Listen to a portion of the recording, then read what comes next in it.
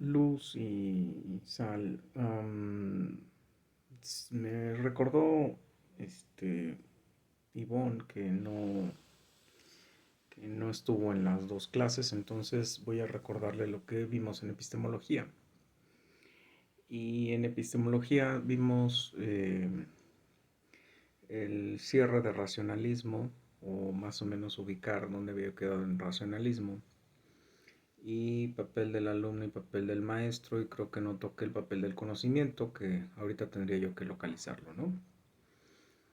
Am, en el caso del racionalismo, bueno, pues les dije que era un movimiento artificial de la mente, o que era un proceso artificial de la mente mediante el cual, si eres entropista o si crees en la teoría del caos, pues tratas de encontrarle el orden a las cosas, leyes que hablen de una regularidad que el ser humano dice que tiene la realidad. Y si eres no entropista, intentar encontrar las causas que originan los efectos que tenemos en la realidad. Dije que el maestro tenía la característica de ser una persona que hace preguntas racionales. En eso toqué a Descartes cuando dice la duda metódica, el enseñarle al alumno que lo que él cree o piense no es realmente lo que es. La pregunta de la hipótesis son preguntas racionales. Una pregunta sobre algún evento o un fenómeno de la realidad, y después tratar de comprobarlo a través de los sentidos y construyendo un lenguaje lógico, que ese es el único reflejo que tenemos de la racionalidad, es decir, el producir un lenguaje estructurado, lógico, que trate de expresar una certeza o una verdad, y puse ejemplos sobre lo cierto y lo verdadero. Lo cierto, puse el ejemplo de Aramis puede sentirse una mujer atrapada en el cuerpo de un hombre en su mente, y dijeron, sí, es cierto, o sea, lo dijiste bien, y sí, sí es cierto. O sea, su mente puede producir ese tipo de cosas. Ahora, ¿es verdad? No, la verdad es que si tú lo vas a hacer un examen de ADN, aparece el par 23 donde aparece XY, y aparece que soy varón. Em, Les dije que el alumno es un sujeto que debe aceptar las dudas, aceptar el cuestionar, el dudar, no como el escéptico, sino como el que se plantea una pregunta sobre una causa y un efecto, o sobre una realidad, y trata de responder esa realidad, ¿no? El conocimiento, pues obviamente es el producto del lenguaje, ¿no? Perdón, también dije que el alumno tendría que aprender sofismas y retórica. El sofisma es la construcción de un lenguaje que pretende dar a conocer algo como cierto o como verdadero, aunque no necesariamente lo sea, y el sofisma es el arte de convencer al otro, ¿no? Este, Porque les dije que el concepto que vas a encontrar en el diccionario es el arte de hablar bien, ¿no? Hablar bien significa que cumple un propósito, y el propósito es que la persona que recibe este hablar sea convencida de que lo que estás diciendo es cierto y verdadero. Por eso la retórica tiene esa función, ¿no? Aunque a veces desgraciadamente ni es cierto ni es verdadero, pero tenemos la capacidad de construirlo a través del lenguaje, ¿no? El, en este caso, el conocimiento es lenguaje, ¿no? Todo conocimiento tiene que estar estructurado en silogismos lógicos, o en hipótesis respondidas, o en preguntas científicamente leídas, y obviamente eh, estructurado una respuesta que pueda ser demostrable, o observable, o visible. Entonces, es por ahí donde se tiene que mover el racionalismo. De ahí me brinqué a la fenomenología, porque obviamente estábamos entre los contrincantes, y el contrincante de la fenomenología es el idealismo, aunque parecen sutilmente parecidas porque las dos se producen en la mente. La fenomenología dice que la realidad no existe, o que la realidad está aparte, o que la realidad no es sino, o sea, no es lo que tú dices que es, sino en realidad lo que tú tienes como producto mental es un fenómeno. Y dije que se encontraba atravesado eh, de la estética, de la cultura eh, y de tu formación, hablando pedagógicamente hablando. Este, el, el fenomenólogo o la fenomenología requiere de la estética y de tu subjetividad. Cuando hablamos de la fenomenología y decimos que es estética, bueno, Immanuel Kant dice que la estética es el movimiento o el estremecimiento o el trastocamiento de la sensibilidad del sujeto. Ahora, la sensibilidad del sujeto es más útil, más nutrida cuando hablamos del concepto humanista de cultura. El concepto humanista de cultura dice que es todo aquello que exalta lo humanamente humano y es aquello que es culto y que solo puede ser construido a través de las bellas artes. Y entonces una persona sublime, es decir, una persona que no mira al mundo como lo cotidiano, sino lo sublima, es una persona que no entiende que todo está dado para que simplemente te pase por enfrente y no te exprese nada. Ahora no necesariamente tienes que estar emocionalizando todo, pero sí que te des cuenta que hay cosas que son sublimes en sí mismas. Es decir, que tú todos los días te puedas levantar, pues es sublime. Y lo único que te das cuenta cuando que es sublime es cuando ya no te puedes levantar, ¿no? Cuando tu cuerpo no te deja mover, cuando sufres alguna lesión o fractura o enfermedad.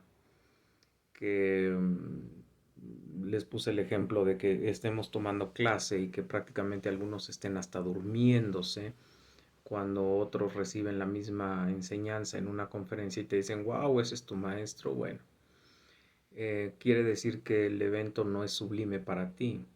Sin embargo, si cae en ese momento una bomba, para ti eso sí es sublime, pero no se te hace sublime que, bueno, en mi caso, Dios nos da la posibilidad de tener una clase en paz, poder aprender, poder adquirir conocimiento y no meternos en problemas, ¿no? Am, eh, Les dije que entonces la sensibilidad no se debe confundir con el sensiblerismo o con el emocionalismo, ¿no? Pero que está involucrada dentro de nuestro o ver la realidad, ¿no? Dije que son miradas subjetivas porque somos personas que somos subjetivas, es decir, dependemos de nuestra perspectiva, desde nuestra óptica, desde nuestro horizonte cultural, lo que creemos que la realidad es. Por lo tanto, insisto, la realidad no es, sino el producto fenoménico de la razón y todos estos otros ingredientes, ¿no? Él lo dice así en su libro La crítica de la razón pura, donde la razón no necesariamente es así como que desaparejada de tus emociones, de tus sensaciones, de tu subjetividad y demás, sino él dice que está envuelta en todo esto, por lo tanto lo que sabemos de la realidad, vuelvo a insistir, no es lo real, sino el fenómeno. En este caso, ¿qué es el alumno, qué es el maestro y qué es el conocimiento en la fenomenología? Bueno, en la fenomenología el maestro es alguien que le plantea al alumno escenarios de aprendizaje en donde él reconozca o aprenda a trabajar con su estética, su sensibilidad y empiece a ver las cosas no como algo cotidiano, sino como algo sublime, ¿no? Como algo que es extraordinario, aunque no te des cuenta que es extraordinario, si el maestro es capaz de enseñarte las miles de posibilidades que habría de que lo que estás viviendo no fuese posible. Ejemplo, estar grabando yo este video ahorita, ¿no? Hay un millón de posibilidades según el azar y según la probabilidad y estadística que te podrían estar ocurriendo para que este evento Dios no lo estuviera bendiciendo y pudiera ser llevado a cabo. Si no, tendría que haber miles de tropiezos alrededor del video, ¿no? Um, el maestro tiene que presentar esos escenarios de aprendizaje, el maestro tiene que invitarte a cultivar tu sensibilidad, invitándote a museos, a conciertos, de música clásica, pinacotecas, ludotecas, porque en el caso de mis pedagogas creo que tendrían que aprender a ir a ludotecas. Este, ¿Por qué? Porque tenemos que aprender a construir el conocimiento jugando, um, entre otras cuestiones.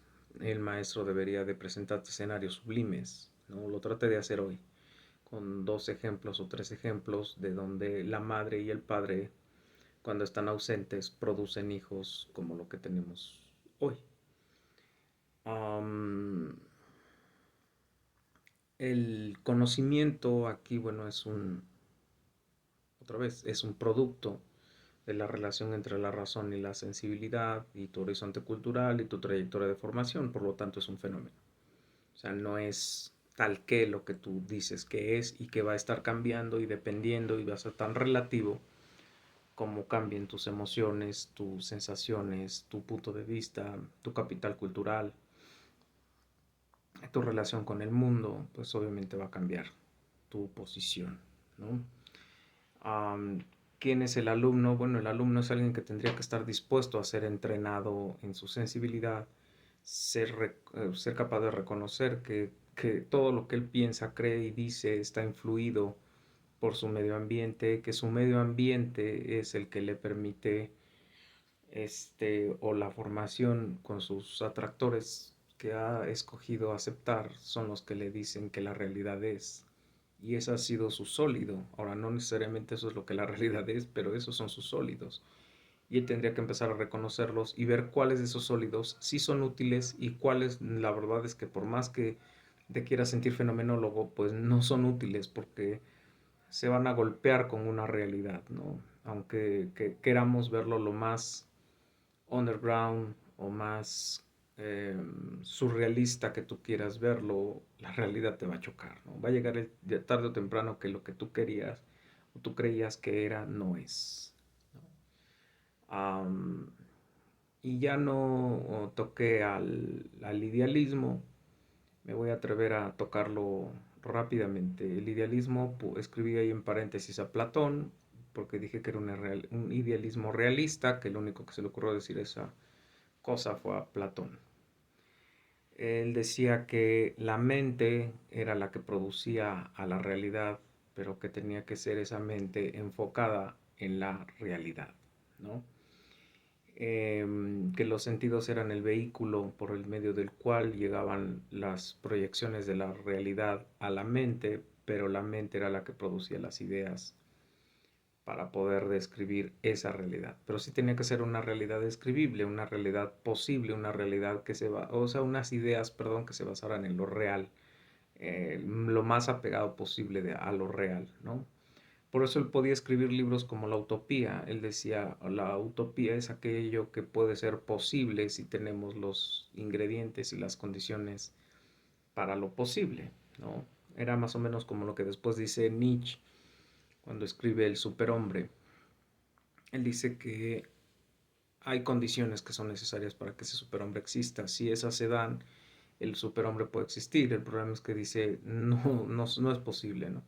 Vivimos en un mundo donde los hombres no creen en ese superhombre, ¿no? Creen en el consumismo, creen en la enajenación del consumir y producir, creen en una alimentación lejana al que quiere de verdad cultivarse en sí. Somos entregados por la misma ansiedad que provoca solamente consumir y producir, somos entregados al consumo de productos intoxicantes porque ni siquiera podemos celebrar el descanso como podría ser llevado si no consumiéramos estupefacientes y demás cosas. Pero vuelve a insistir él en la idea de que si fuéramos seres humanos que no nos viéramos como herramientas útiles para un engranaje del producir y el consumir, ¿no?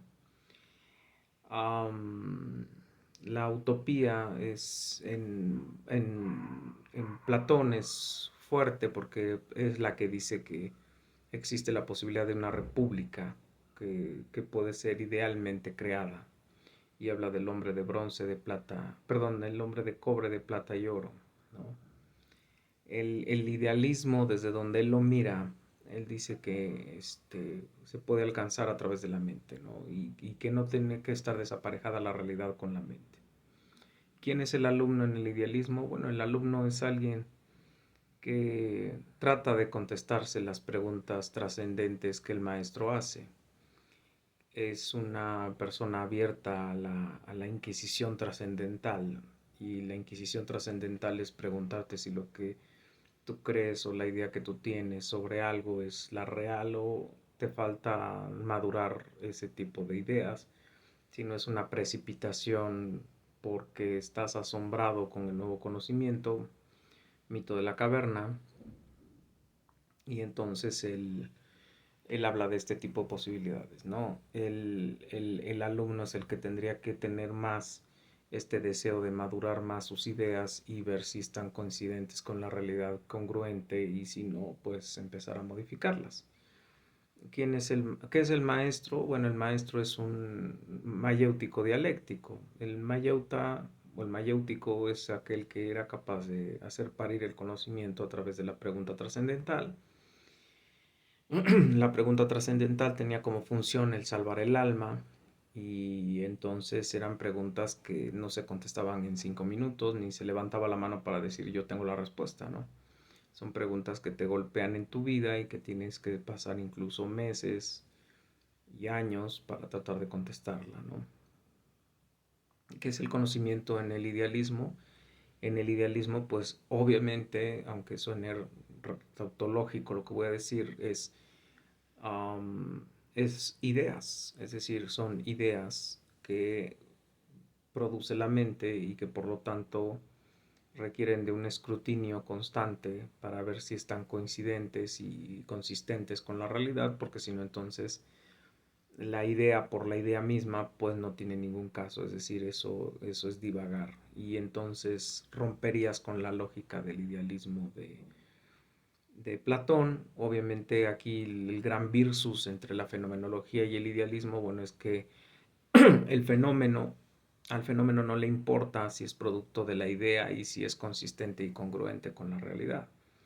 Al fenómeno le preocupa que respetes que la persona está en un estado emocional, de salud, de condición de capital cultural, de condición estética, de maduración cognitiva y demás, que no necesariamente empatiza, incluso de razón y de uso y ejercicio de la razón, que no necesariamente empatiza con la postura del experto, con la postura del maestro, con la postura del otro alumno, pero desgraciadamente hay que decir que está bien, porque finalmente es su freaky, es decir, es su fenómeno y él decide cómo lo construye y cómo lo,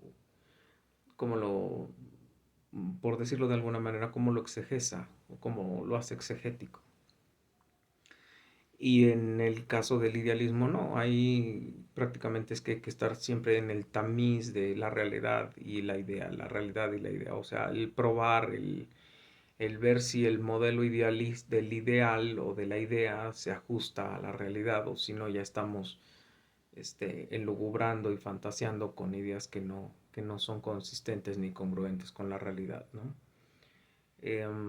Pues espero que sea útil, espero que te recuperes, este, y espero en Dios que pues esto nos sirva de lección a todos cuando estamos en un grupo, que le avisemos a todos cuando tengamos alguna necesidad especial, que no temamos exponernos como débiles, porque eso nos puede salvar la vida, ¿no? Este, eh, Luz y sal, espero que sea de bendición y espero ya tenerte de vuelta tranquila, sana, relajada y que te bendiga mi Señor, ¿vale? Hasta luego.